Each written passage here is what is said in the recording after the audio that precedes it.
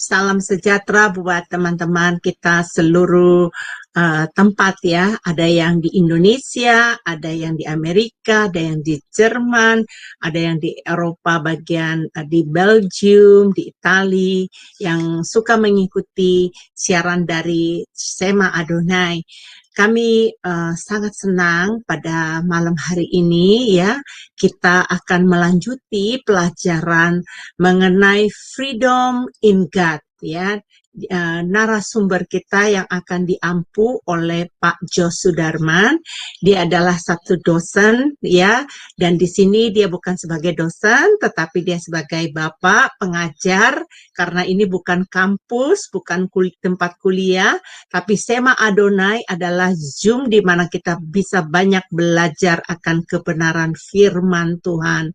Bapak Ibu yang terkasih, sebelum kita memulainya, saya akan meminta kepada Pak Kemiri untuk memimpin kita dulu di dalam doa pembukaan. Dipersilakan Pak Kemiri. Bapa di surga, terima kasih Tuhan. Anak-anakmu di Zoom Sema Adonai mau belajar bersama tentang firman-Mu, pengajaran tentang freedom of God. Tuhan Yesus sudah memerdekakan kami dari dosa, tetapi dalam perjalanan kami harus taat, harus ada rambu-rambu sehingga kami sampai pada tujuan. Berilah kami hikmat untuk itu. Urapilah hamba-Mu Pendeta Yos Sudarman. Biarlah setiap kata, kalimat boleh jadi rema buat kami dan sesudah kami mendengar Tuhan. Biarlah kesenangan kami Bapa firman-Mu, itulah makanan rohani kami yang sanggup melepaskan kami dari godaan dunia. Dan juga hamba-Mu Ibu Hendy juga Engkau rapi sebagai moderator supaya acara ini berjalan baik. Bapa, hadirlah dalam pertemuan ini. Romo yang kudus, bekerjalah, kuasailah dari awal hingga akhir. Semua yang terlibat, baik juga IT juga Engkau urapi juga. Segala kuasa-kuasa kegelapan yang coba mencuri firman-Mu atau mengganggu acara yang kami ikat di dalam nama Tuhan Yesus Kristus. Terima kasih Bapak. Inilah doa kami yang jauh sempurna, hanya akan dalam nama anak-Mu Tuhan Yesus Kristus. Haleluya, amin. Amin, amin. Terima kasih untuk Pak Kemiri atas doanya. Ya, Bapak Ibu, sebelum kita masuk di dalam pengajaran, izinkan saya untuk men-share profil dari Bapak Pendeta Jos Sudarman.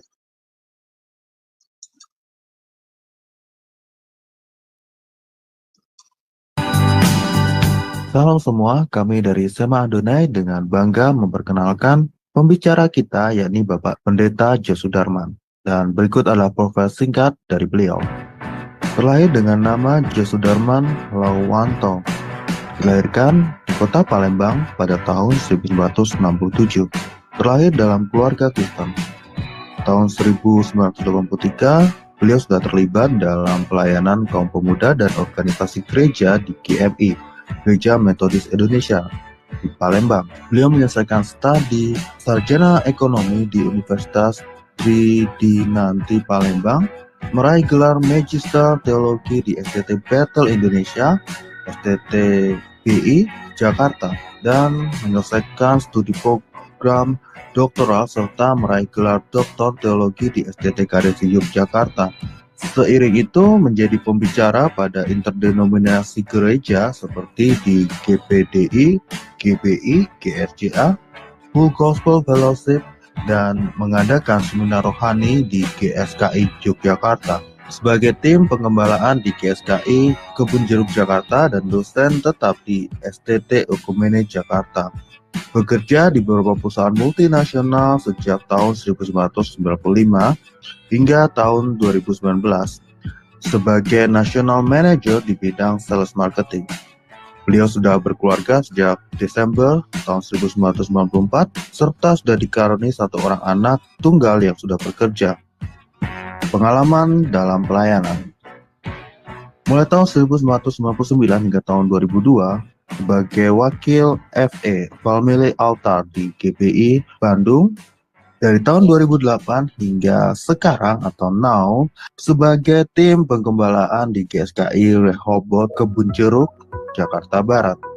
Terlibat dalam pendirian BPCO mulai dari awal hingga mundur pada bulan Mei 2023. Penulis buku Memahami 3 Pilar Pengajaran GSKI.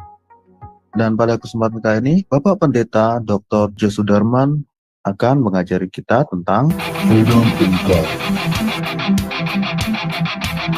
Shalom Bapak Ibu, Saudara terkasih di dalam Tuhan. Kita akan belajar satu materi baru, yaitu freedom in God. Artinya kebebasan dalam Tuhan. Tentu bebas di dalam Tuhan ini tidak berdasarkan premis atau pengertian dasar kita sebagai manusia, ini tentu berdasarkan Tuhan, dari kacamatanya Tuhan. Nah, di sini kita akan belajar salah satu hal yang sangat penting dalam kehidupan kita sebagai manusia. Apa itu? Kita belajar satu pelajaran namanya kehendak bebas, free will. Bermacam-macam orang mendefinisikan tentang kebebasan. Hal ini tergantung dari premis dasar seseorang. Dan juga kita akan belajar tentang bagaimana sukses di dalam Tuhan. Apa itu sukses? Tentu kacamatanya, kacamata Tuhan. Lalu kita juga tidak bisa hidup tanpa Tuhan. Artinya kita sebagai manusia itu sangat tergantung dengan Tuhan. Kalau hal ini kita sadari, lalu bagaimana kita harus hidup cukup di dalam Tuhan. Jadi poinnya, Bapak Ibu, materi freedom in God ini lebih banyak berbicara tentang karakter kita sebagai manusia yang benar-benar seperti Tuhan kehendaki, yaitu menjadi manusia Tuhan, man of God yang kiranya sekilas dari pelajaran ini dapat membuat kita antusias, memotivasi kita untuk lebih lagi mengenal kebenaran firman Tuhan. Ya Bapak Ibu, profilnya Bapak Pendeta narasumber kita hari ini sangat luar biasa pengalamannya. Ya, buat saya senang sekali deket-deket sama orang pinter. Supaya apa? Supaya saya ketularan pinternya ya. Nah, apa kabar Pak Jos? Puji Tuhan, Bu Eni. Amin. Sehat. Pak Jos, ini hari ini tema kita itu pelajaran mengenai gambar diri. Saya lagi bingung, gambar diri itu apa? Foto-foto yang ditampilkan di mana-mana, ada foto, ada gambarnya gitu toh. Baik, Pak, waktu tidak lama-lama lagi, dipersilakan untuk Bapak untuk menyampaikan materi ini kepada kita. Silakan Pak. Ya, terima kasih Bu Eni. Shalom Bapak Ibu terkasih dalam Tuhan. Kalau di Indonesia sudah malam ya, jam 9 lewat 13 menit atau 14 menit gitu. Tapi kalau di Amerika masih pagi, masih sehat, masih segar. Oke Bapak Ibu, malam ini kita belajar satu tema.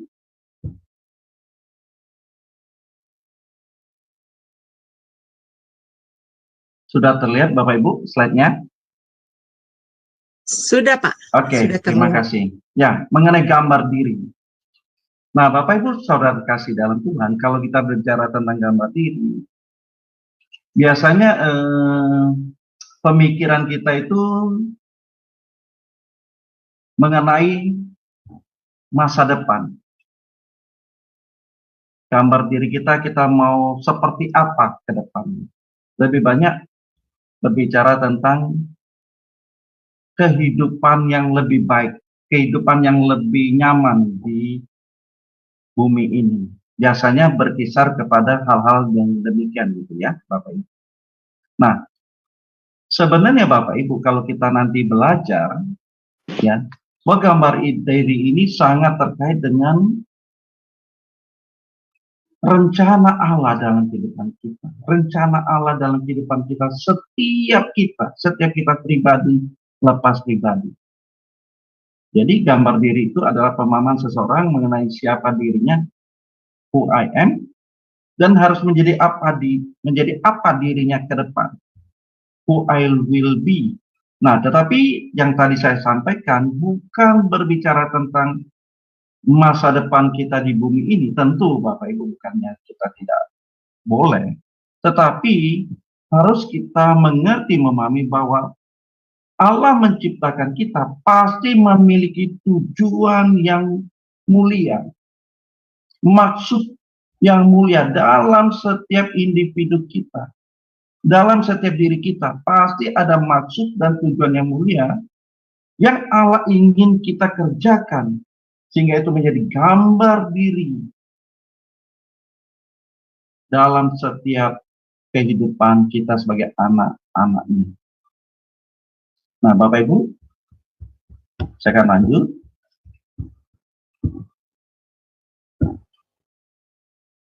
Nah,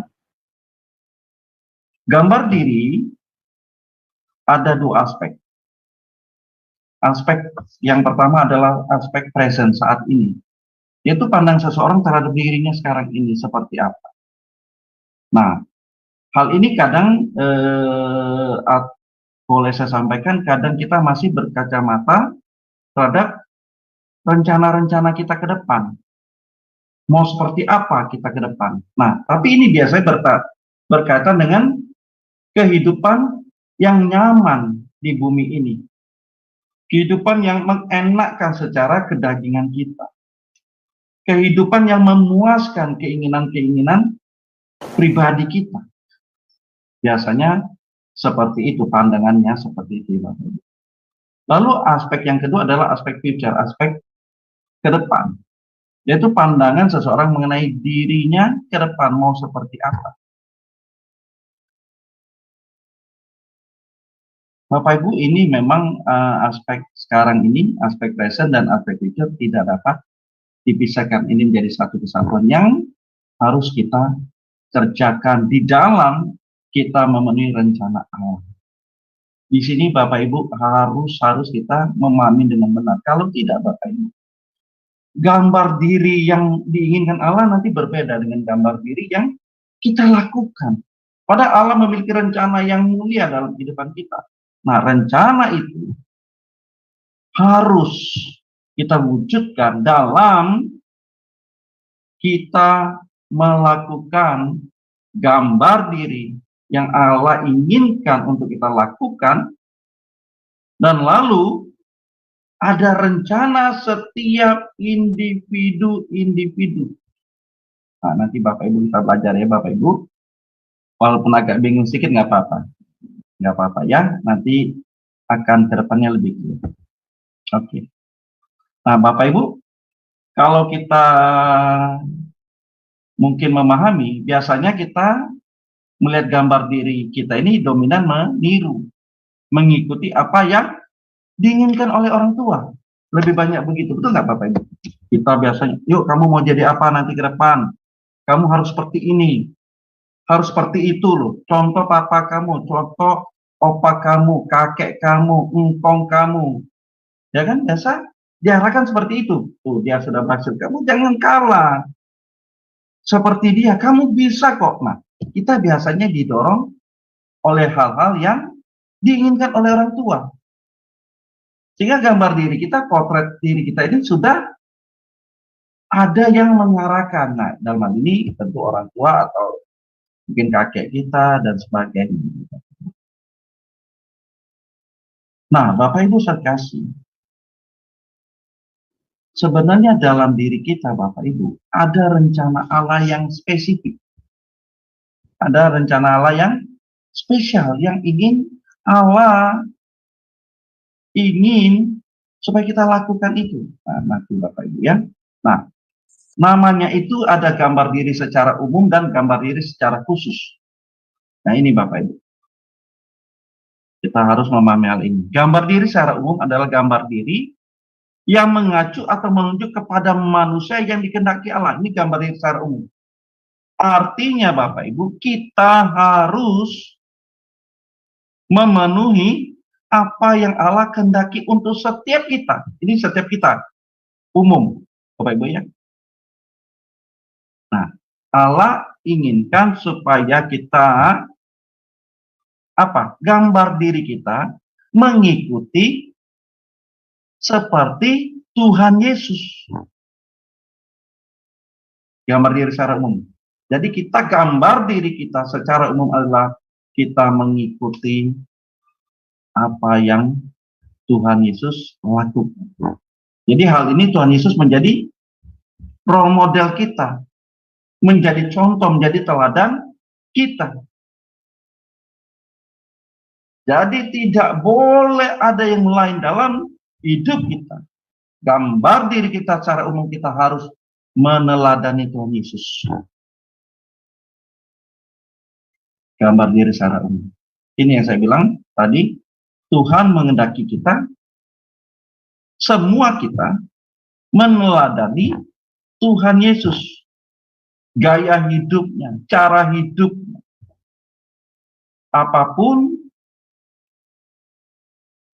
yang menjadi perintah dan kehendak Tuhan kita ikuti, itu gambar diri kita secara umum.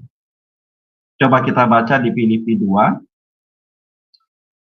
Nanti Bu Heni ya bisa baca ya. Filipi 2 ayat yang keempat sampai yang ke-7. Silakan Bu. Sebentar ya Pak ya, saya akan cari dulu ayatnya di Filipi 2 ayat 4. Ya. Ya, sampai 7. Demikianlah firman Tuhan. Dan janganlah tiap-tiap orang hanya memperhatikan kepentingannya sendiri, tetapi kepentingan orang lain juga. Hendaklah kamu dalam hidupmu bersama menaruh pikiran dan perasaan yang terdapat juga dalam Kristus Yesus, yang walaupun dalam rupa Allah tidak menganggap kesetaraan dengan Allah itu sebagai milik yang harus dipertahankan, melainkan telah mengosongkan dirinya sendiri dan mengambil rupa sebagai hamba dan menjadi sama dengan manusia. Amin. Terima kasih Bu Eni. Ayat yang kelima saya akan bacakan ulang kembali. Hendaklah kita hendaklah kamu dalam hidupmu, hendaklah kita dalam hidup kita bersama menaruh pikiran dan perasaan yang terdapat juga dalam Kristus Yesus. Jadi Bapak Ibu, gambaran diri kita secara umum, kita harus memiliki pikiran dan perasaannya Tuhan Yesus.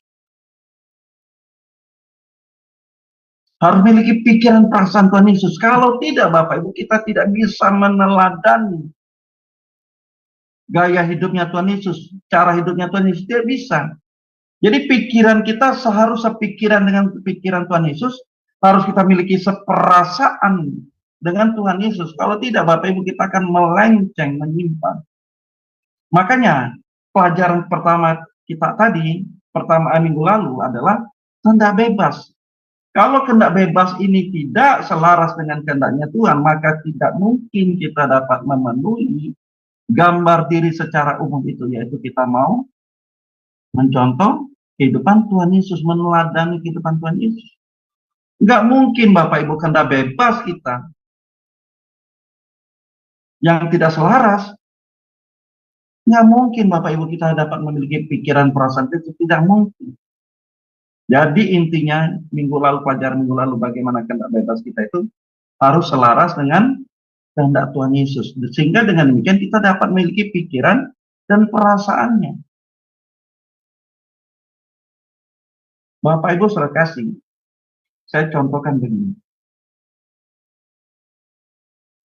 Kita ingin belajar di Sema Adonai, tentu kita mempertimbangkan itu melalui pikiran kita, betul? Saya mau belajar di Sema Adonai jam 9 waktu Indonesia. Nah, dengan pikiran itu kita sudah mulai men-setting. Pikiran kita, oh saya harus prepare nih. Apakah internetnya sudah sudah bisa digunakan, apa internetnya bagus, tidak mengganggu nanti saat dalam dalam pengajaran, dalam pelajaran. Lalu kita juga sudah mempersiapkan, oh saya harus makan atau apapun, melakukan segala sesuatu. Itu berdasarkan pertimbangan dalam pikiran. Sehingga kita memilih jam 9 waktu Indonesia mau mengikuti pelajaran di Shema Adonai. Itu kita setting kan Bapak Ibu di pikiran kita, betul? Nggak mungkin di hal yang lain. Kita setting karena kita sudah memiliki pikiran, aku ikut di Shema Adonai. Nah begitu juga Bapak Ibu. Kalau kita tidak sepikiran yang dengan Tuhan, pasti pikiran kita pikiran dunia. Pikiran kita tidak selaras dengan pikiran Tuhan, pasti pikirannya pikiran dunia. Nah jadi Bapak Ibu, kalau kita sampai salah,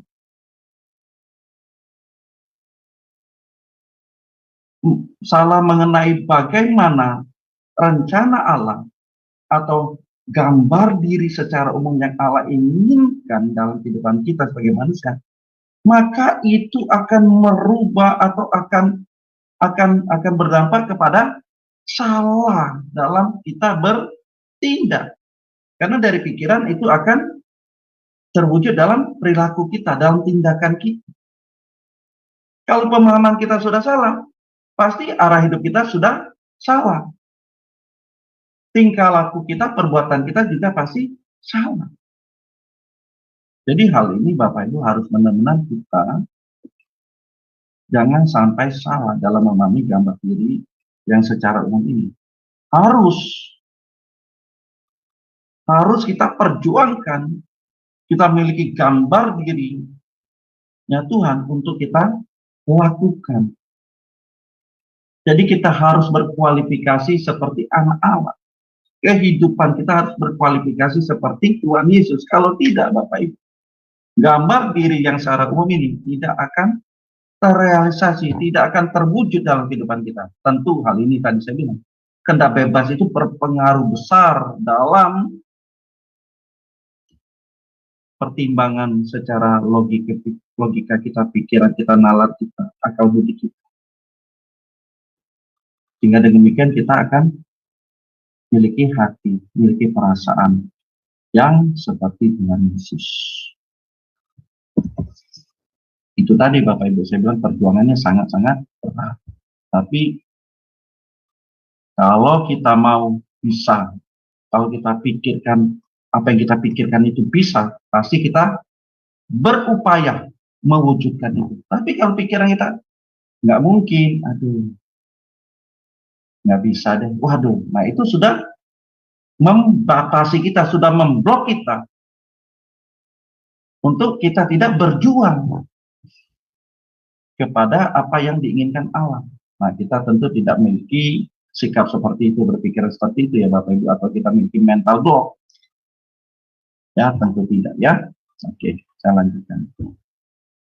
Nah, lalu gambar diri secara khusus adalah mengenai kehendak Tuhan kepada masing-masing kita untuk menjadi sosok pribadi apa, menjadi apa yang ingin Allah rencanakan setiap pribadi kita.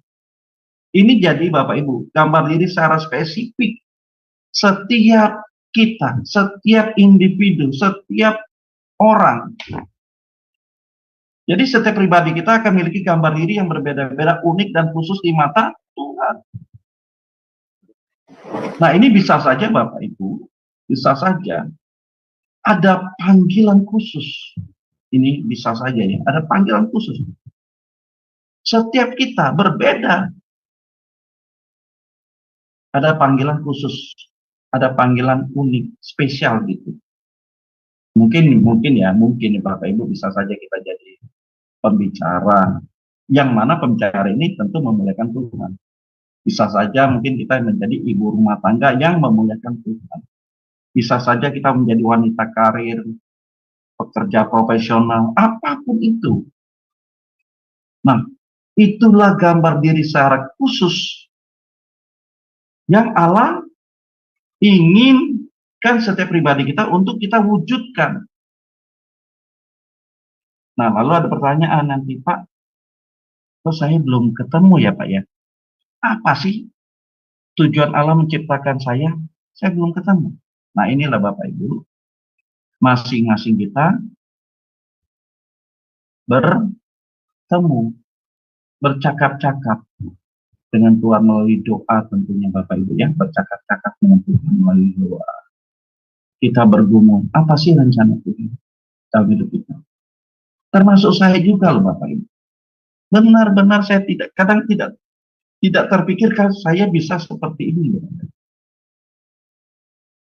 Iya, kalau melihat latar belakang saya orang sales marketing Bapak Ibu. Sekian puluh tahun, tapi kok bisa begini ya? Nah inilah, ada panggilan spesifik, panggilan khusus yang Allah ingin untuk kita wujudkan itu. Tapi itu tadi Bapak Ibu, kehendak bebas kita yang mempengaruhi kita. Apakah kita mau taat dengar-dengaran atau tidak? Bisa saja Bapak Ibu. Saya contohkan diri saya Bapak Ibu ya. Waktu saya ngambil S2 Bapak Ibu, itu sebenarnya ada informasi seperti itu. Cuma bagi saya nggak ada kepentingan gitu. Ayo, yang mau tertarik itu untuk sekolah lagi, sekolah Alkitab gitu S2 di City Battle Indonesia Petamburan Jakarta gitu ya. Bagi saya tidak ada kepentingan, ya sudah saya cuekan informasi itu Bapak Ibu. Tetapi ada satu teman, nah ini ada satu teman dalam satu pelayanan yang mendorong saya, yuk kamu ikut. Enggak lah, saya bilang ngapain saya ikut, tidak ada kepentingan loh, saya tidak mau jadi pengkhotbah gitu. Saya sudah cukup dari diri saya sudah jadi pekerja profesional, sudah cukup. Saya bilang, mungkin panggilan saya di sini. Saya tidak ngomong panggilan saya di sini, enggak. Saya bilang saya sudah cukup, saya berkarya di sini gitu. Tapi dia dorong, dia daftarin saya. Tiba-tiba nama saya udah dipanggil, didaftarin lagi. Saya bilang, kamu daftarin saya gitu ya, kamu tanda petik, saya bilang, kamu ngejerumusin saya, kamu harus ikut loh. Enggak. Saya bilang, nggak bisa, kamu harus ikut karena kamu sudah daftarin saya. Ya udah, kamu maju dulu deh. Ya udah Bapak Ibu, demikian lah. Jadi karena saya udah ditulis, didaftarin, ditulis nama saya, daftarin, ya udah. Karena saya pengen lihat deh seperti apa sih. Nah, akhirnya Bapak Ibu, saya lakukan itu. Saya lakoni gitu. Perkuliahan itu walaupun dengan menyita waktu yang sangat melelahkan. Karena habis kerja, kuliah dari jam 6 sampai jam 10 tiap hari itu Bapak Ibu. Jam 6 sampai jam 10, jam 6 sampai jam 10, jam 6 sampai 9:30 gitu ya. Melelahkan, tapi mau nggak mau ya sudahlah. Karena saya bilang udah terlanjur basah gitu. Ya udah, sekalian deh. Nah, mungkin dari kita masing-masing ada cerita begitu Bapak Ibu. Ada kisah pribadi kita seperti itu. Mungkin versinya berbeda, case-nya berbeda, naskahnya berbeda, skripnya berbeda, tetapi ada panggilan yang khusus. Mungkin kita nggak gitu ya, tapi Bapak Ibu percayalah, karena nanti Bapak Ibu bisa bersaksi. Kalau ada waktu, Bapak Ibu bisa bersaksi. Adakah kita mengalami seperti itu? Yang mana ini sebenarnya kalau kita bicara ada ada rencana Allah dalam kehidupan kita pribadi, lepas pribadi. Nah, Bapak Ibu, saudara kasih, setiap kita manusia berharga di hadapan Tuhan. Ya, kita ini adalah mahakaryanya Allah, masterpiece yang sempurna, masterpiece karya Allah yang sempurna. Allah memiliki rencana setiap manusia. Yeremia 29:11 ya. Oh, boleh kita baca deh. Allah memiliki rencana setiap manusia. Boleh Bu Eni dibaca Yeremia 29. Baik Pak, saya akan cari dulu ya Pak ya. Yeremia ayat 29, ayat 11.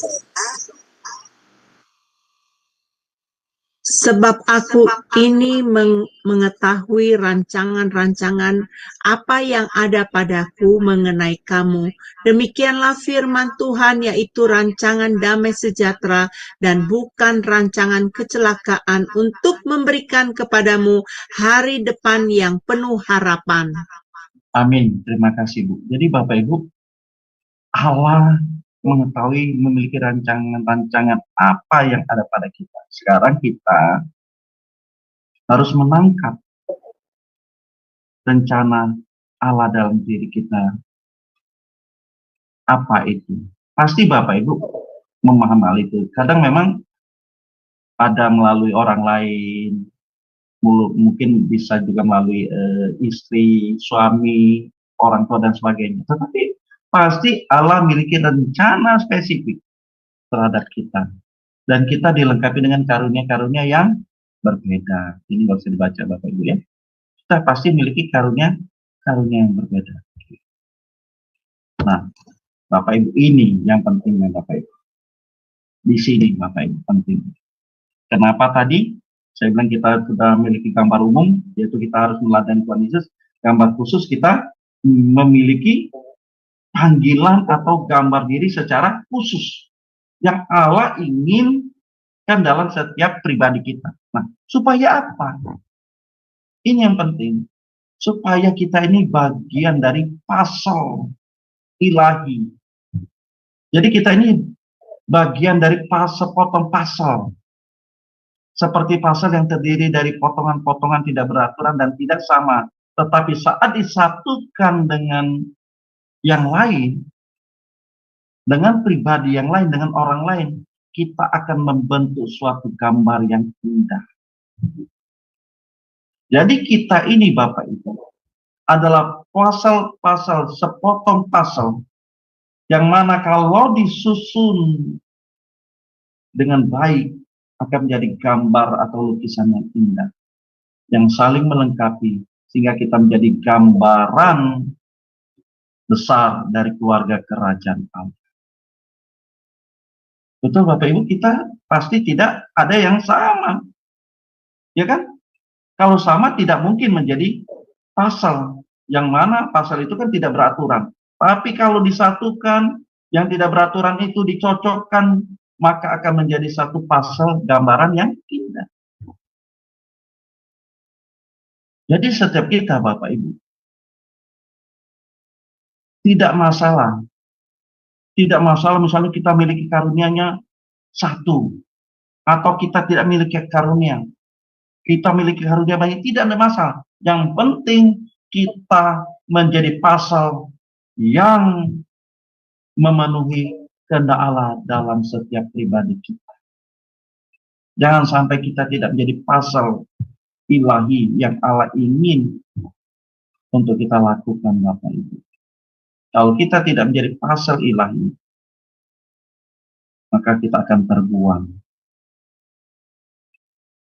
Coba kita baca Bapak Ibu, Efesus 2 ayat yang ke-21. Efesus 2 ayat yang ke-21. Ya, Efesus 2 ayat 21 berbunyi demikian.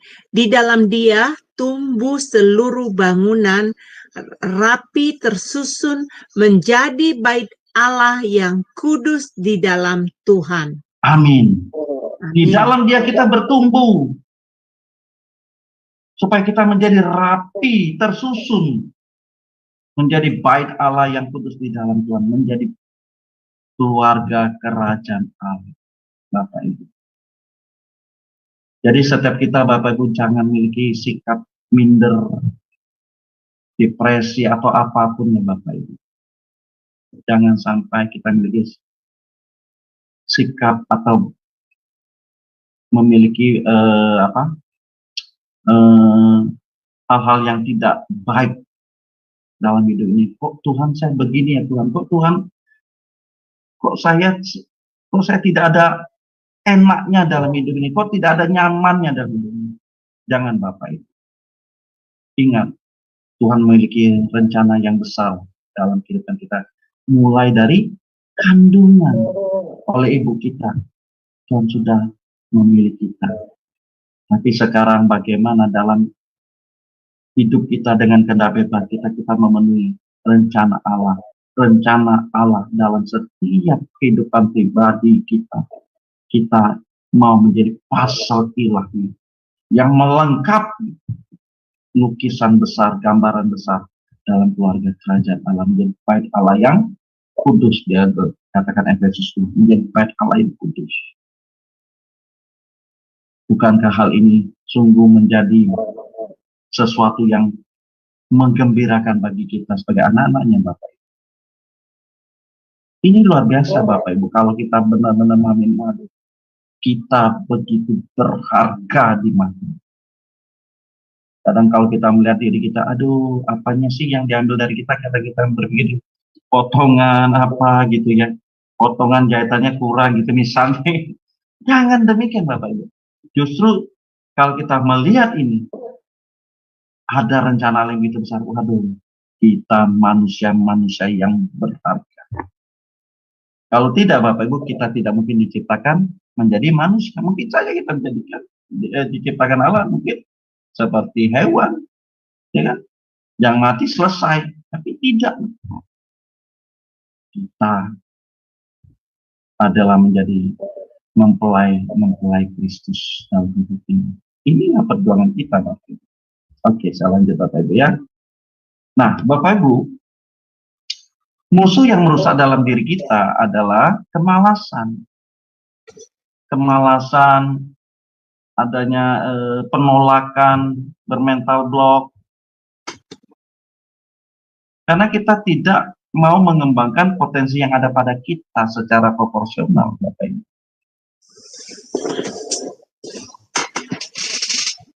Sehingga dampaknya adalah rancangan Allah atas hidupnya tidak terwujud. Nah, kalau sampai demikian Bapak Ibu, kita tidak menjadi bagian pasar ilahi dan tidak memenuhi gambar diri yang Allah inginkan dalam hidup kita, maka kita akan menjadi binasa. Jangan kita menjadi budak yang sudah memiliki satu talenta, tapi karena dia malas, talenta itu dikubur, ditanam sama dia, tidak ditumbuh kembangkan, sehingga dia dicampakkan ke dalam api neraka. Coba Bapak Ibu kita baca Matius 25. Matius 25.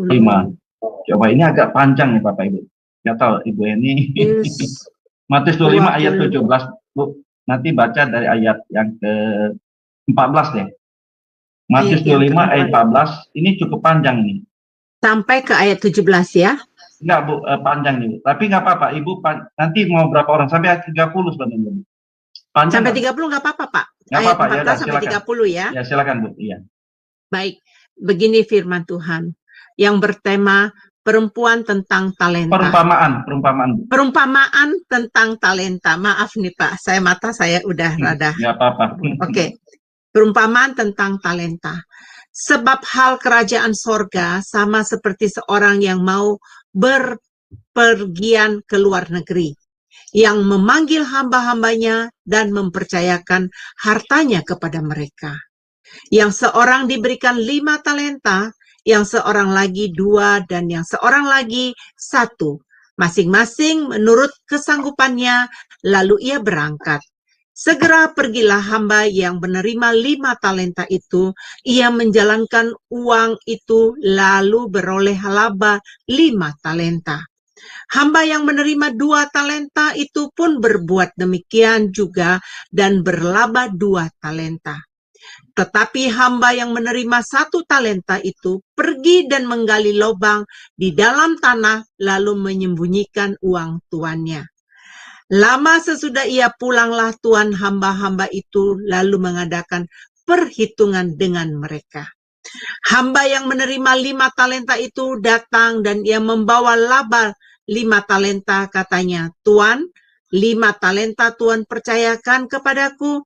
Lihat, aku telah beroleh laba 5 talenta. Maka kata tuannya kepadanya, baik sekali perbuatanmu, hai itu perbuatanmu itu. Hai hambaku yang baik dan setia, engkau telah setia dalam perkara kecil. Aku akan memberikan kepadamu tanggung jawab dalam perkara yang besar. Masuklah dan turutlah dalam kebahagiaan Tuanmu. Lalu datanglah hamba yang menerima 2 talenta itu. Katanya, Tuhan, 2 talenta Tuhan percayakan kepadaku. Lihat, aku telah beroleh laba 2 talenta. Maka kata tuannya itu kepadanya, baik sekali perbuatanmu itu, hai hambaku yang baik dan setia. Engkau telah setia memikul tanggung jawab dalam perkara yang kecil. Aku akan memberikan kepadamu tanggung jawab dalam perkara yang besar. Masuklah dan turutlah dalam kebahagiaan Tuanmu.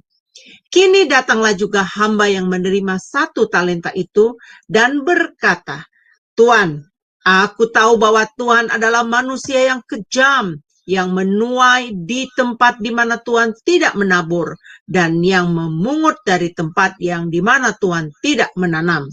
Karena itu aku takut dan pergi menyembunyikan talenta Tuhan itu di dalam tanah. Ini terimalah kepunyaan Tuhan. Maka tuannya itu, hai kamu, hamba yang jahat dan malas. Jadi kamu sudah tahu bahwa aku menuai di tempat di mana aku tidak menabur dan memungut dari tempat di mana aku tidak menanam. Karena itu, sudahlah seharusnya uangku itu kau berikan kepada orang yang menjalankan uang, supaya sekembaliku aku menerima serta dengan bunganya. Sebab itu, ambillah talenta itu daripadanya dan berikanlah kepada orang yang mempunyai 10 talenta itu. Karena setiap orang yang mempunyai kepadanya akan diberi, sehingga ia berkelimpahan. Tetapi siapa yang tidak mempunyai, apapun juga yang ada padanya akan diambil daripadanya. Dan campakkanlah hamba yang tidak berguna itu ke dalam kegelapan yang paling gelap. Di sana akan terdapat ratap dan gertak gigi. Demikianlah Amin. firman Tuhan. Terima kasih Bu Eni, Bapak Ibu. Sama-sama. Ya, jadi Bapak Ibu, setiap kita pasti ada karunia atau talenta yang Tuhan taruh dalam hidup kita. Apapun itu Bapak Ibu, ya, apapun itu. Tidak dipermasalahkan berapa banyak, tapi yang penting adalah bagaimana karunia atau potensi talenta yang ada pada kita itu kita tumbuh kembangkan. Sehingga kita memenuhi apa yang menjadi rencana Allah dalam kehidupan kita. Kita menjadi pasal-pasal ilahi yang melengkapi gambaran atau lukisan ilahi dalam keluarga kerajaan Allah. Kita masuk menjadi anggota keluarga kerajaan Allah. Tentu Bapak Ibu, hal ini sangat bergantung kepada kehendak bebas kita. Sangat-sangat bergantung pada kehendak bebas kita. Kalau kita salah dalam mengarahkan kehendak bebas kita, maka kita akan seperti apa? Yang tadi dicontohkan dalam perumpamaan tentang talenta tadi.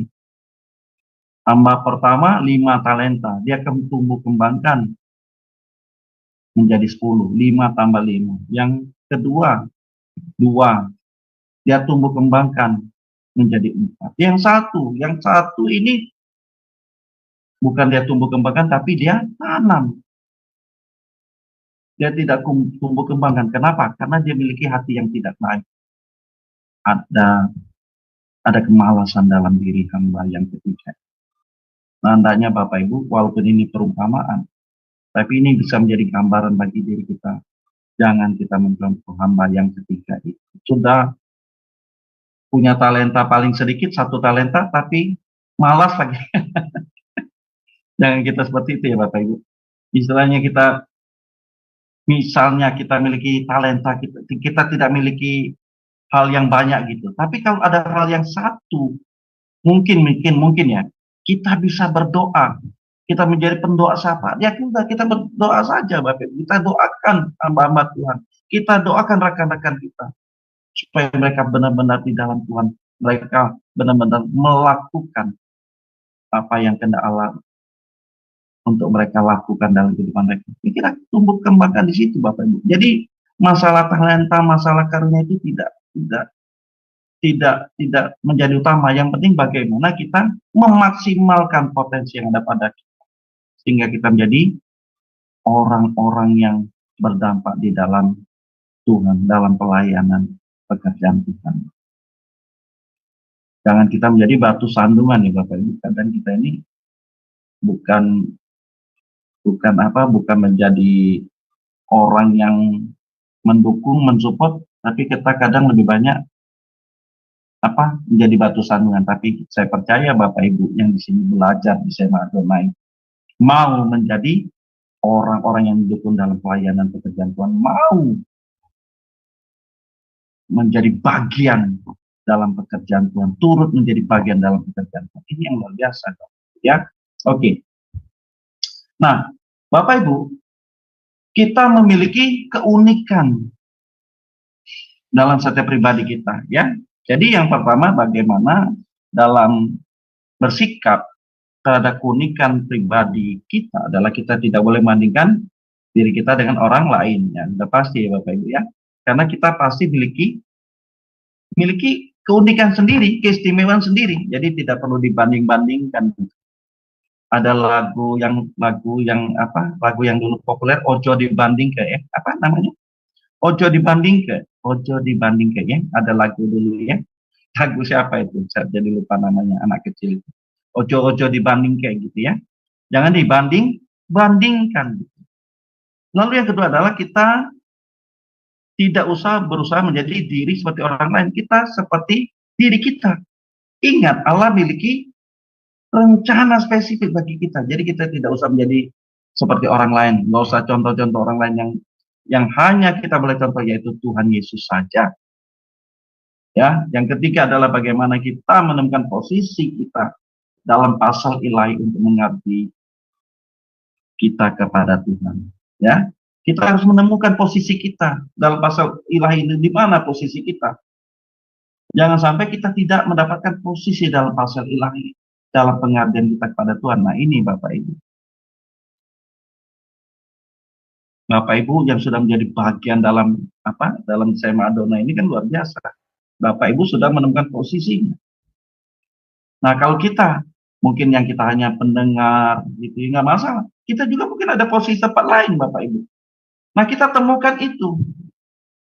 Kalau sampai sekarang kita belum menemukan, kita berdoa kepada Bapa kita yang surga. Dia menciptakan diri kita.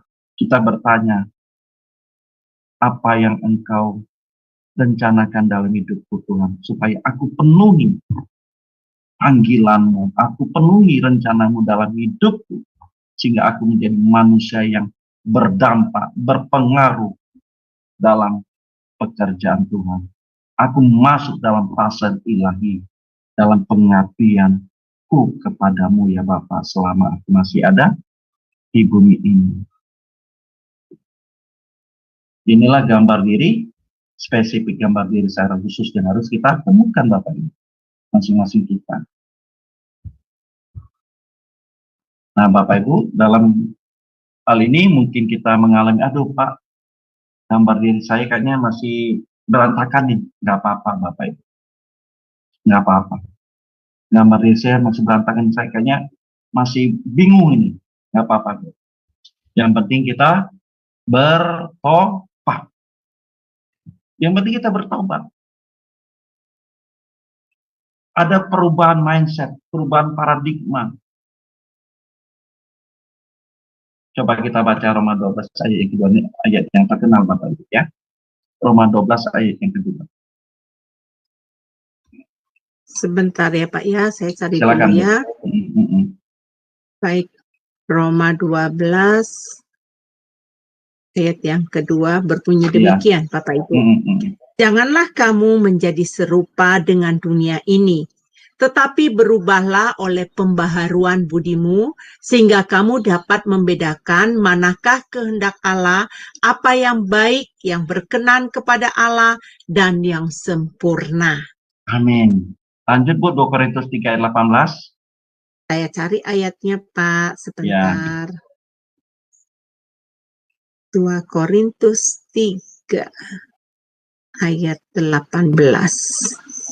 Dan kita semua mencerminkan kemuliaan Tuhan dengan muka yang tidak berselubung, dan karena kemuliaan itu datangnya dari Tuhan yang adalah Roh, maka kita diubah menjadi serupa dengan gambarnya dalam kemuliaan yang semakin besar. Haleluya. Amin. Nah, kita harus tapi bertobat dulu ya Bapak Ibu. Kehendak bebas kita arahkan mengikuti, menuruti kehendaknya Tuhan, sehingga kita apa?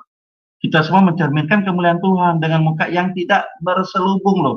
Tidak ada topeng lagi, disingkapkan oleh Allah. Sehingga kita menjadi serupa dengan gambarnya. Amin Bapak Ibu. Yang kedua, kita harus bertumbuh dalam kebenaran. 1 Yohanes 2 ayat 29. 1 Yohanes 2 ayat 29, jikalau kamu tahu bahwa ia adalah benar, kamu harus tahu juga bahwa setiap orang yang berbuat kebenaran lahir daripadanya. Amin. Amin. Puji Tuhan Bapak Ibu, luar biasa ya Bapak Ibu. Aduh, kita ini Bapak Ibu, kita ini taat-taat aja sebenarnya Bapak Ibu. Ya, kita ini diminta taat saja seperti taatnya Tuhan kepada Allah Bapa di surga sampai mati di kayu salib. Nah, cuman ini Bapak Ibu, kenapa tadi kehendak bebas kita itu yang kadang mengganggu fokus kita, ya kan? Kita jikalau kita ini tahu adalah, jikalau kamu tahu bahwa ia adalah benar, bahwa Tuhan Yesus adalah benar, maka kita juga harus berbuat kebenaran, bertumbuh dalam kebenaran. Sehingga kita dapat menjadi serupa dengan Tuhan Yesus. Kita wajib hidup sama seperti Tuhan Yesus hidup. Kita baca 1 Yohanes 2 ayat yang ke-6. Silakan, Bu. 1 Yohanes 2 ayat yang ke-6. 1 Yohanes 2 ayat yang ke-6. Sebentar ya Pak ya, di atasnya. Ya. Saya cari. Begini firman Tuhan, barang siapa mengatakan bahwa ia ada di dalam dia, ia wajib hidup sama seperti Kristus telah hidup. Amin. Amin. Jadi Bapak Ibu, kalau kita mengatakan kita orang Kristen, pengikut Kristus, murid-murid Kristus, maka kita wajib hidup sama seperti Kristus telah hidup 2000 tahun yang lalu. Jadi kita berjuang menjadi serupa dengan Tuhan Yesus, Bapak Ibu. Perjuangan ini sangat-sangat berat. Kalau kita tidak mengarahkan kehendak bebas kita seperti mengikuti kehendak Tuhan. Kalau kita tidak mengarahkan kehendak bebas kita mengikuti kehendaknya Tuhan, maka kita tidak mungkin dapat memiliki pikiran dan perasaan seperti pikiran dan perasaan Kristus. Dan kita tidak mungkin berjuang seperti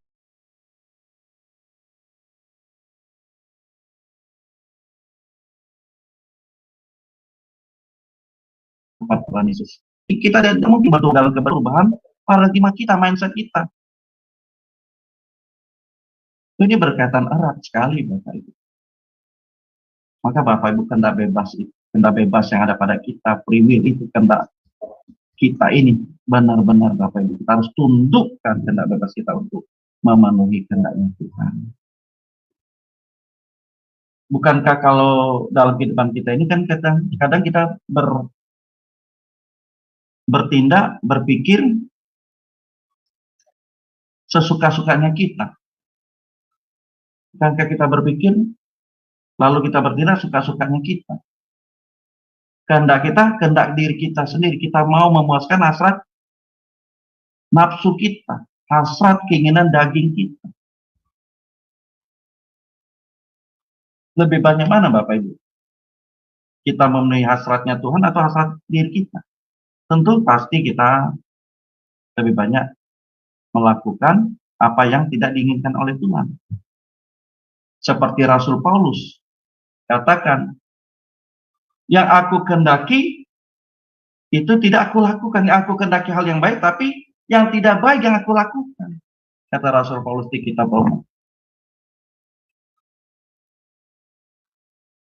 Itulah diri kita, Bapak Ibu. Tapi tidak masalah, Bapak Ibu. Tidak masalah selama kita mau berjuang. Kita mau berjuang. Selama kita mau berjuang untuk mewujudkan apa yang jadi rencana Allah dalam kehidupan kita dengan kehendak bebas yang ada pada kita. Aku mau Tuhan melakukan semua yang Engkau ingin aku lakukan. Aku kerjakan itu. Supaya aku menjadi pasal ilahi. Aku menjadi bagian dalam pasal ilahi, gambar Allah yang besar. Supaya aku masuk dalam keluarga kerajaan Allah, menjadi anggota keluarga kerajaan.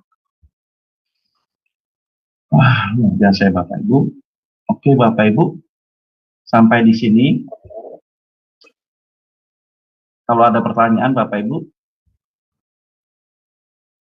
Baik, terima kasih banyak Pak. Luar biasa ya Pak ya pengajaran hari ini. Iya, hari ini luar biasa pengajarannya. Bapak Ibu akan dikasih kesempatan ya nanti untuk untuk bertanya, dipersiapkan dulu pertanyaannya Bapak Ibu. Sebelumnya saya akan share sesuatu dulu terlebih dahulu. Sebentar ya Bapak Ibu. Kita akan buka ruang tanya jawab. Bapak Ibu boleh ya dipersilakan untuk bertanya kepada Bapak narasumber kita. Nah, Pak, ini tadi pelajarannya sangat bagus ya, Pak ya. Ternyata kita sebagai anak Tuhan, kita nggak boleh missing, nggak dari partial yang Bapak kasih tahu tadi itu nggak boleh sampai hilang satu ya, Pak ya. Kalau hilang satu, jadi bentuknya nggak utuh gitu ya. Nah, ini banyak sekali saya melihat anak-anak Tuhan itu kepingin loh Pak, gambar Allah itu dalam hidupnya mereka itu utuh ya, mereka mau. Tetapi yang sering saya lihat di dalam prakteknya, mereka hanya asal mau, tetapi mereka tidak mau membangun itu tadi yang Bapak ayat-ayat tadi Efesus 2 ayat berapa tadi itu, ayat 29 atau berapa tadi itu ya, yang dibangun di atas tersusun rapi gitu kan. Nah itu langkah-langkah apa ya Pak ya untuk mendorong bagi saudara-saudara seiman kita itu supaya mereka mau terbangun ya dan terbentuk. Saya teringat loh Pak dengan bentuk anyaman kayak tikar ya Pak ya. Membuat tikar itu kan dianyam satu-satu sehingga dia bisa berbentuk lebar tikar gitu kan. Nah rumah juga kalau dibangun kan selapis demi selapis batanya sehingga terjadi ini bangunan. Dan anak-anak Tuhan tuh kepinginnya instan Pak. Selama saya mengikuti Kristen Pak, buat saya sendiri sampai saat ini itu nggak instan. Itu benar-benar perlu bayar harga. Nah, menurut Bapak apa yang harus kita lakukan ini supaya mendorong mereka? Ini penting sekali loh untuk memiliki gambar Allah yang utuh. Iya. Terima kasih Bu Eni. Tadi saya sudah sampaikan karena mereka paradigmanya, mindsetnya belum berubah. Karena mereka masih memiliki mindset duniawi. Mereka tidak memiliki bagaimana paradigma mereka ini berubah dari dunia menjadi bagaimana melakukan kehendak Allah. Tidak lagi memikirkan perkara-perkara yang di bumi, di Kolose tulis. Jangan lagi kita mikirkan perkara-perkara di bumi. Tapi kita mulai memikirkan perkara-perkara yang di atas.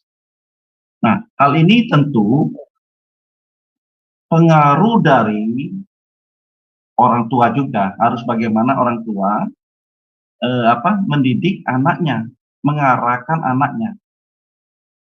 Kadang gini, maksudnya orang tua juga tidak menjadi teladan, menjadi contoh dalam hal ini, sehingga mereka tidak melihat pribadi yang menjadi bisa ditiru. Tentu dalam hal ini bagaimana paradigma dulu mindsetnya mereka berubah, lalu ada contoh. Makanya Bapak Ibu ya, penting bagi kita, hamba-hamba Tuhan ya, jangan hanya kita cakap pandai berkhotbah, atau kita pandai mengupas ayat-ayat kebenaran firman Tuhan. Itu bagus sekali. Tapi yang harus kita lakukan adalah bagaimana kita menjadi teladan, menjadi contoh dalam kehidupan kita. Jangan kita pandai bercakap berteologian, pandai menyampaikan kebenaran firman Tuhan, tapi hidup kita tidak menjadi contoh, hidup kita tidak menjadi saksi, hidup kita tidak dalam kebenaran. Kita hanya menyampaikan kebenaran, tapi perilaku kita tidak melakukan hal yang kebenaran itu, apa yang kita sampaikan. Ini kadang menjadi miris. Miris kalau kita sampai hamba Tuhan begitu. Inilah menjadi apa? Kadang menjadi menjadi batu sandungan bagi orang-orang kita atau anak-anak kita yang di sekitar kita. Kamu ngomongnya kebenaran, tapi kamu tidak hidup dalam kebenaran. Jadi integritas kita sebagai hamba Tuhan itu sangat-sangat penting sekali. Bagaimana apa yang kita katakan itu kita wujudkan. Makanya ada istilah seperti ini, Bapak Ibu. Khotbahkan apa yang kamu hidupi. Khotbahkan apa yang kamu hidupi. Dan hidupi apa yang kamu khotbahkan. Nangkap ya Bapak Ibu. Jadi apa? Perkataan kita mengenai kebenaran harus itu terwujud dalam perilaku kita dan perbuatan kita. Nanti dibilangnya kita omdo. Dan ini akan menjadi batu sandungan bagi orang-orang di sekitar kita.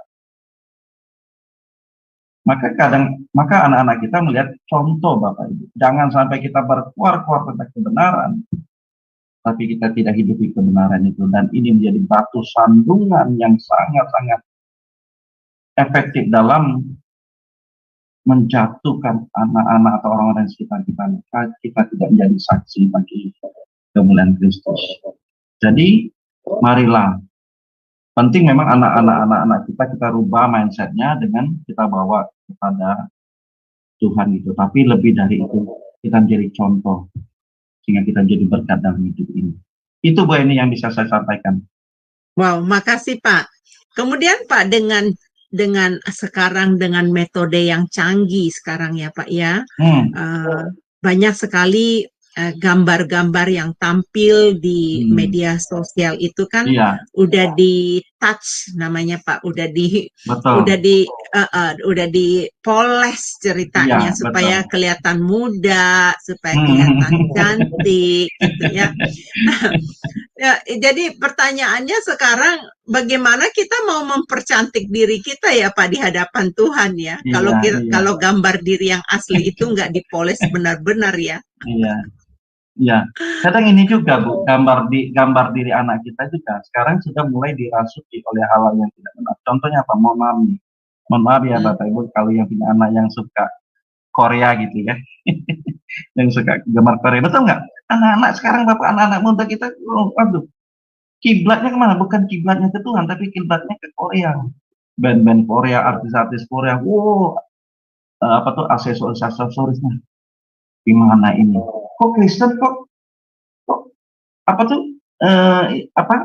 jadi kesukaannya itu kok bukannya Tuhan, tapi ini ke artis Korea, aktor Korea, band-band Korea, bukan lagi nyanyian-nyanyian rohani, tapi nyanyian-nyanyian lagu Korea. Bukannya nggak boleh, tapi kalau itu sampai yang sudah merasuk, kan menggunakan kata merasuk, sampai itu, waduh, dia tempel semua itu. Artis-artis itu, wah di dinding kanan kiri apa segala, waduh. Gimana ini gambar diri yang ingin yang Allah rencanakan dalam hidupnya? Kita harus rebut Bapak Ibu. Kita harus rebut mereka. Dengan apa? Perilaku kita. Nah tadi Ibu contohkan apa? Gambar-gambar yang suka diedit ya Bu ya.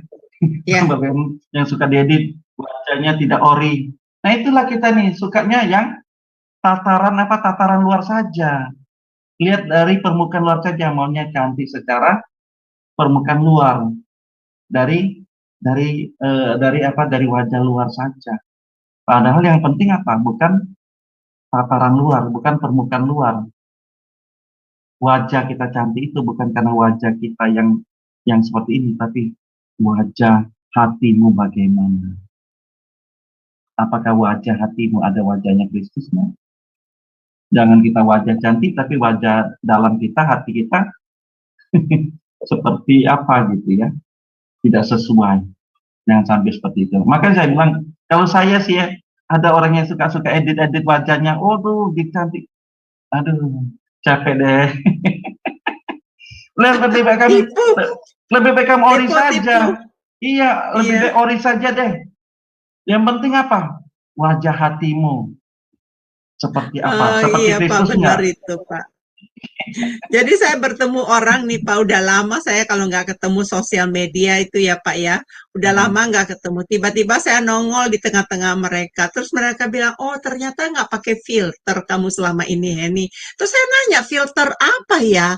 Oh ya, saya pikir kamu foto filter kelihatan muda. Ternyata lihat aslinya memang muda, katanya gitu. Nah, saya sampai ketawa. Saya bilang, waduh, kamu ini aja ya kamu bisa ngomongin kayak gitu. Saya juga nggak ngerti apa itu filter, Pak. Oh, gitu Jadi ya. waktu ketemu mereka bilang, ternyata kamu nggak pakai filter. Terus saya nanya, filter apa ya? Saya bilang gitu. Oh, ternyata mereka ada foto-foto yang ditipu-tipu supaya kelihatan muda, supaya hilangin keriput, supaya segala macam gitu ya. Nah, ini juga Pak mengenai gambar diri anak-anak Tuhan selama ini ya. Mereka kalau di depan umum ya, mereka kelihatannya baik gitu ya, tapi di belakangnya temperamennya jelek sekali Pak. Ini banyak nggak Pak Bapak ketemuin kayak gitu? Jangankan jemaat Pak, bahkan sebagai ketua, bahkan dia sebagai pendeta, saya melihat dan menilai tolak ukur dari kebenaran firman. Ini saya bilang, ada apa dengan orang ini? Oh, ternyata baru tahu berarti gambar dirinya tuh hilang ya Pak ya. Jadi kepingan-kepingannya itu nggak utuh, nggak terpasang. Iya.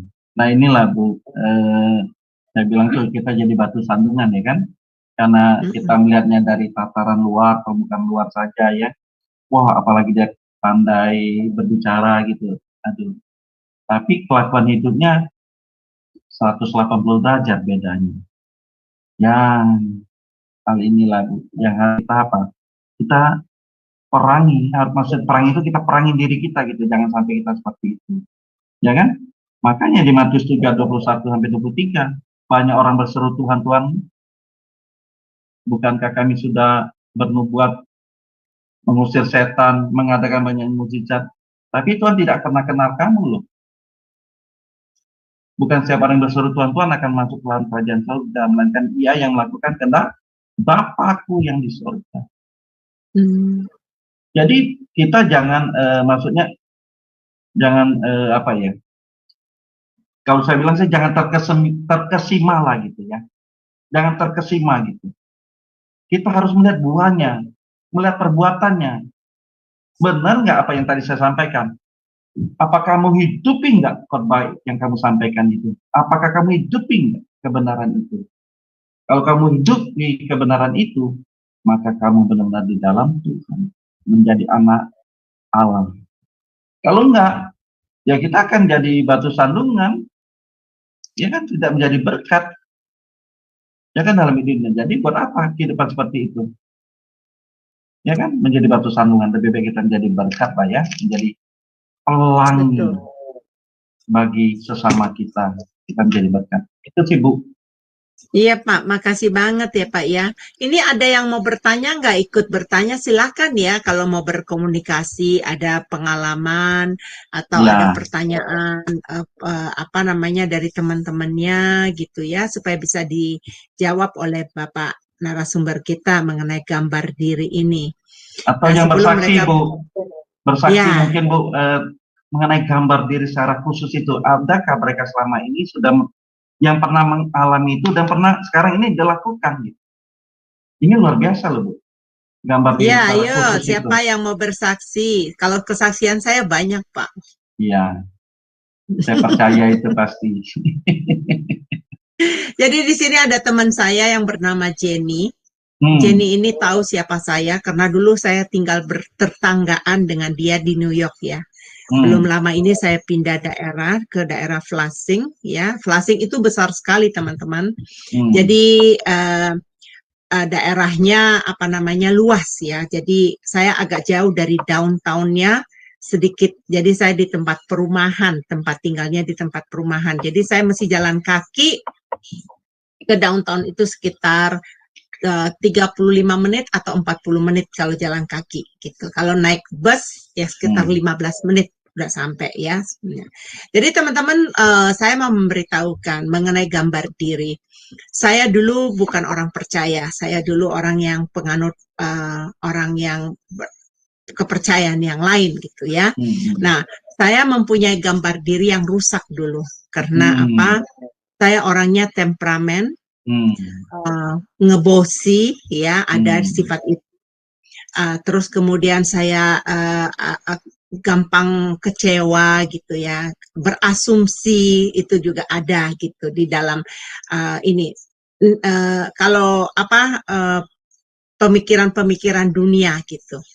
Tetapi puji nama Tuhan ya, dengan kebenaran firman Tuhan itu kita diperlengkapi, kita dibantu supaya kita menemukan gambar diri yang sesuai yang Tuhan mau di dalam kehidupan. Tentu gambar diri yang Tuhan mau itu adalah semoralnya dengan Tuhan. Karena Allah kita itu moralnya bagus teman-teman ya. Jadi tidak seperti yang dunia punya gitu. Nah dulu saya merasa bahwa saya tidak akan bisa berubah. Saya ada kerinduan bahwa ingin berubah. Terkadang saya ingin sekali waktu melihat, oh dia lembut ya, kok baik sekali. Aduh saya mau dong kayak gitu. Tapi entar satu hari saya jatuh lagi teman-teman. Ada marah, ada kesel gitu ya, tercampur lagi. Nah sampai akhirnya saya ambil komitmen karena ada salah satu pendeta di tempat cell group itu namanya pendeta Yongki ya. Dia dari gereja Bethel di New York. Di satu itu dia mengajarkan tentang bagaimana kita melatih diri supaya kita bisa. Jadi dia mengajarkan untuk memberikan gelang karet di tangan. Jadi kalau saya marah dicepret. Marahnya 2 kali, 3 kali cepret. Emosi sama orang cepret, curiga sama orang dicepret. Aduh, lama-lama merah tangan saya dan bos saya sendiri katakan, apa yang kamu lakukan? Padahal itu tujuan saya, karena saya saking maunya berubah. Jadi supaya mendapatkan hikmat yang dari Tuhan itu tadi, sepikiran dengan Tuhan, ya, sependapat dengan Tuhan, seperilaku dengan ya apa yang Tuhan mau itu, terpaksa saya harus memaksakan dirinya. Tapi puji nama Tuhan memang betul tidak gampang. Sampai saat ini saya mengalami proses itu. Jadi akhirnya saya merasa bangga sekarang karena ada firman Tuhan yang berkata bukan rambut yang berkepang-kepang ya, bukan penampilan yang di luar yang kita harus dilihat sama mereka, tetapi yang Tuhan mau itu adalah hati tadi, suasana hati kita. Apakah hati kita itu benar? Itu tadi Pak ayat yang Roma 12 ayat 2 itu saya hidupi itu Pak. Hendaknya engkau diperbaharui oleh budi kita ya, pengertian kita, hati murni itu benar-benar sekali. Karena saya merasa celaka ya Pak ya, kalau kita nggak memiliki gambar diri yang utuh tadi yang dipulihkan gitu. Jadi kalau saya bisa bicara sekarang bukan hanya karena saya cuap-cuap gitu. Jadi harus ada orang yang tahu siapa saya dulu gitu, baru bisa terbukti. Nah, ada juga teman-teman yang lain yang lama nggak ketemu saya, mereka ketemu saya di bazar atau di apa gitu. Mereka katakan, Henny kamu kok bisa berubah sekali ya sekarang, katanya gitu. Oh ya? Puji nama Tuhan. Iya Hen, kamu auranya beda sekarang.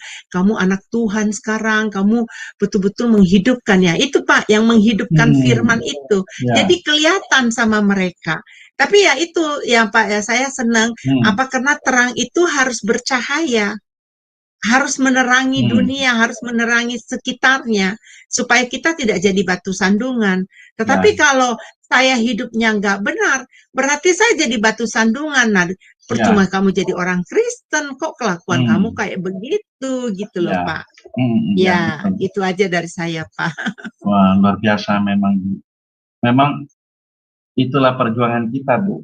Jadi antara perkataan dan perbuatan kita itu selaras, seirama, satu. Itulah integritas kita sebagai orang percaya. Jadi kalau tidak memiliki integritas sebagai orang percaya, orang Kristen, maka kita pasti dibuang. Ya kan? Pasti kita dibuang. Tapi kita berupaya, berjuang supaya integritas kita adalah integritas anak Allah yang benar-benar menghidupi kebenaran itu, sehingga kita menjadi berkat bagi banyak orang. Oke. Ya, ini Pak ada satu Ibu Ya, Eva Ibu Sulis. Eva Sulis ya. Oke, Ya, silakan Bu. Dibuka mute-nya, Bu. Ya. Shalom, selamat malam. Malam Ibu Eva. Bapak Jos dan juga Ibu Heni. Ya. Ya, selamat Ini malam. ada yang saya mau tanyakan ya, kalau untuk hamba Tuhan, biasanya mereka itu kan ya mungkin lah kata-katanya oke, bagus gitu ya, tapi karena kebetulan ya saya juga kebetulan hamba Tuhan, tapi suami saya kebetulan berbisnis lah gitu ya, punya usaha gitu.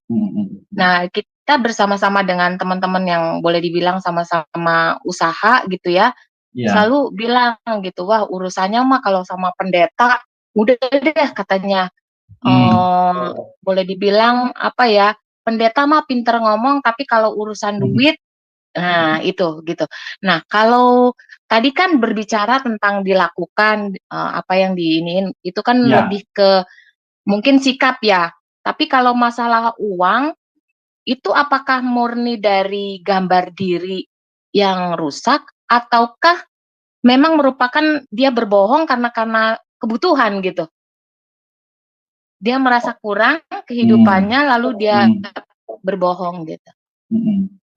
Oke, saya jawab ya Bu Eva. Kalau masalah uang sehingga dia melakukan kebohongan, ya itu bukan masalah gambar diri, Bu. Itu karakternya. Ke karakternya, Bu. Oh iya. Ke karakternya. Nah, tapi memang kalau masalah uang ini kan dalam Matius juga Tuhan membandingkan dirinya dengan Mamon, ya kan? Kamu tidak boleh mengabdi kepada dua Tuhan, mengabdi kepada Tuhan atau kepada Mamon, tidak bisa dua-duanya, harus pilih salah satu. Makanya jadi masalah perkara Mamon ini memang kadang menjadi satu hal yang benar-benar harus kita kendalikan. Kenapa? Kalau kita tidak bisa kendalikan mamon ini atau harta atau uang, maka dia akan menjadi tuan yang jahat. Harusnya mamon itu menjadi hamba, menjadi budaknya kita. Jangan dia menjadi tuan. Kalau dia menjadi tuan, maka kita akan diperbudak. Dan dia akan menjadi tuan yang jahat.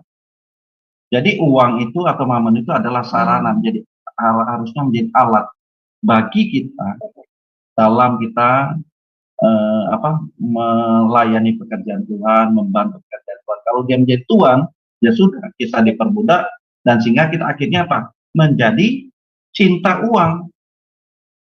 Padahal kita tahu cinta akan uang adalah akan segala kejahatan. Iya, itu.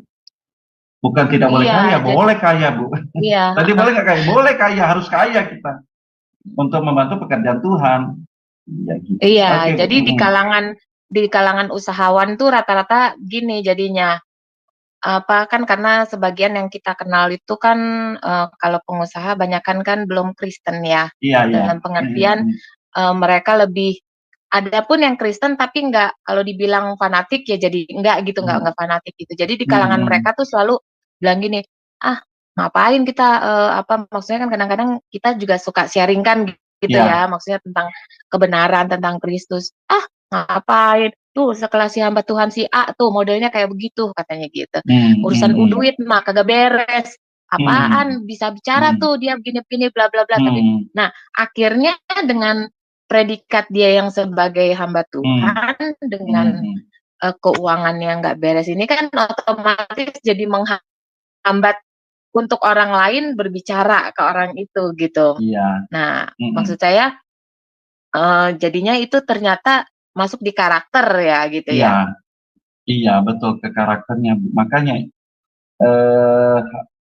uang ini sensitif sekali, Bu. Uang ini sangat sensitif sekali. Makanya kalau bisa ya kalau bisa-bisanya kita lah ya bagaimana kita mengaturnya jangan sampai kita menjadi batu sandungan apalagi kita hamba Tuhan ya. Waduh kalau jatuh. Maka ada 3 ta, Bu. 3 ta yang kita ketahui itu kan harta, wanita, dan tata kan. Maka satu harta itu kekayaan, uang segala itu bisa menjatuhkan siapapun, bukan hamba Tuhan, siapapun juga bisa jatuh.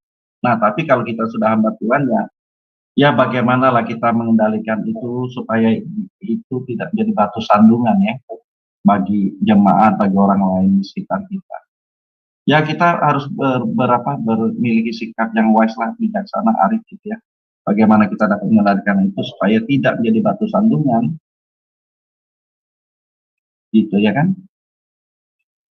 Itu Bu Eva. Ada lagi Bu Eva? Boleh, silakan Bu Eva bertanya sebelum kita mengakhiri. Ya, baik.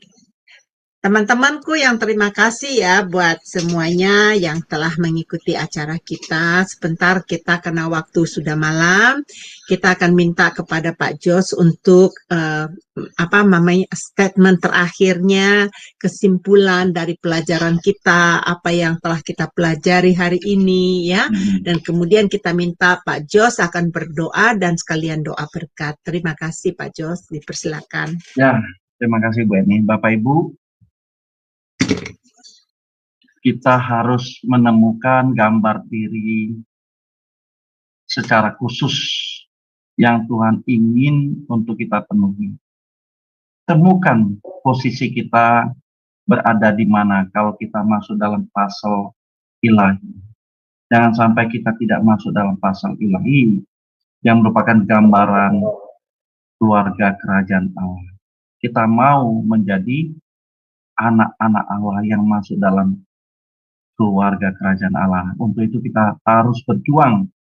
Kalau kita belum menemukan posisi kita, kita berdoa kepada Tuhan, minta kepada Empunya rencana itu pemilik kehidupan kita. Kita bertanya, apa yang Tuhan ingin aku lakukan dalam hidup ini untuk aku memenuhi supaya aku masuk dalam bagian rencana-Mu yang besar.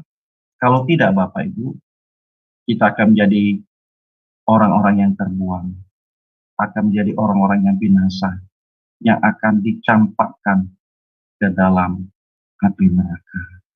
Tapi saya berdoa kita semua yang mengikuti acara ini menjadi bagian dalam pasal ilahi, menjadi satu bangunan yang besar, bangunan yang indah, yaitu kita menjadi anggota keluarga kerajaan Allah. Amin. Kita bersatu dalam doa ya, Bapak Ibu. Terima kasih Bapak, kami mengucap syukur Tuhan, kami belajar mengenai gambar diri. Memang ini tidak mudah Tuhan, tapi ini harus kami penuhi sebagai bagian dalam kami. Engkau ciptakan dengan maksud dan tujuan mulia supaya kami masuk menjadi anggota keluarga kerajaan Allah, menjadi bagian dalam bangunan bait-Mu yang kudus Bapak.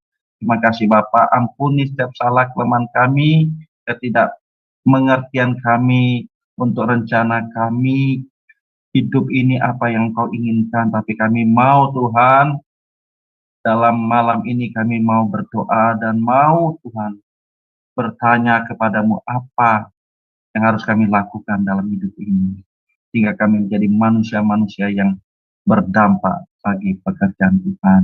Berkati Tuhan pelayanan channel di tempat ini, Sema Adonai dan banyak YouTube yang mendukung dalam menyebarkan berita pengajaran ini. Terima kasih Bapak. Engkau berkati Tuhan para pengurus, mulai dari Ibu Heni dan teman-temannya yang ikut mendukung, mensupport, sehingga terselenggaranya acara ini, pengajaran ini di Sema Adonai berjalan dengan baik. Kami percaya Tuhan, ini ada panggilan-Mu yang besar dalam kehidupan masing-masing anak-anak-Mu yang berada di tempat ini. Pakai terus Tuhan mereka memiliki kesatuan hati, kerendahan hati sama-sama, tidak melihat keakuannya, tapi mereka melihat Tuhan yang harus mereka melayani untuk mereka bagaimana memenuhi panggilan-Mu. Terima kasih Bapak. Apa menjadi pergumulan kami Tuhan, kami serahkan kepadamu. Engkau hadir tengah-tengah kehidupan kami Tuhan. Engkau melawat kami, Engkau membebat kami, Engkau membalut kami Tuhan. Sehingga kami menjadi manusia-manusia yang berdampak bagi pekerjaan Tuhan. Manusia-manusia yang diinginkan Allah untuk mewujudkan gambar diri kami masing-masing, sehingga kami layak menjadi anak-anak-Mu. Terima kasih Bapak. Kami akan melanjutkan aktivitas kami yang berada di luar negeri Tuhan. Mereka mungkin akan bekerja dan melakukan aktivitas kegiatan apapun. Dan kami juga yang berada di Indonesia, kami akan beristirahat. Berikan kami Tuhan istirahat yang nyaman, sehingga kami bangun pada pagi hari dengan tubuh jasmani yang segar untuk mengabdikan diri kami kepada-Mu. Terima kasih Bapak, berkati anak-anak-Mu Tuhan yang mendukung, menopang dalam pelayan ini, berkati mereka Tuhan. Dan segala puji syukur kami panjatkan kepada-Mu. Inilah jadi doa kami yang kami alaskan dalam nama Tuhan Yesus Kristus. Haleluya. Amin.